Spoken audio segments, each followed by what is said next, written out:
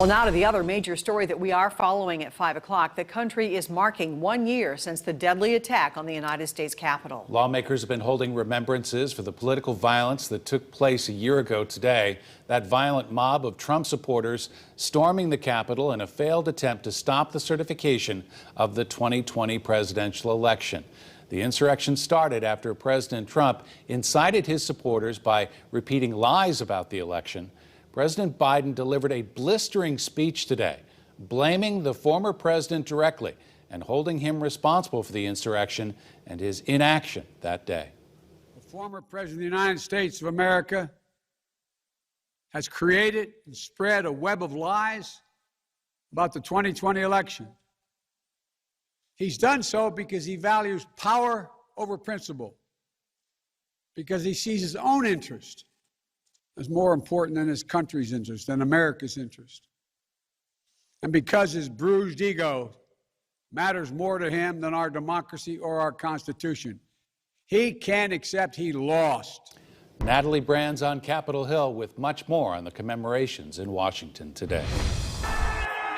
These images from 1 year ago when rioters attacked the U.S. Capitol will be forever etched in the minds of the lawmakers and everyone else here on January 6th. Those of us trapped in the gallery, we lived it.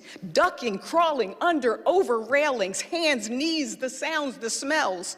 Former Vice President Dick Cheney joined his daughter, Wyoming Congresswoman Liz Cheney, on the House floor for a moment of silence. The president and vice president came to Capitol Hill to mark the solemn occasion. The American spirit is being tested.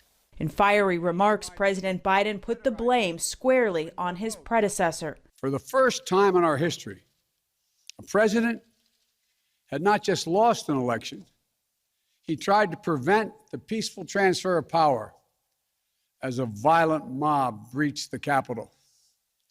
But they failed. They failed. Former President Trump canceled a planned news conference but released a statement calling today's events, quote, political theater and repeating false claims about the 2020 election. Donald Trump today continues to spread his poisonous vial about the big lie. Senate Democrats took to the floor to mark the anniversary and demand passage of voting rights legislation, while emotional support dogs like Douglas made the rounds to put people at ease outside the chamber. Natalie Brand, CBS News, Capitol Hill. And we'll have more coverage of the anniversary of that attack on the U.S. Capitol later in our newscast.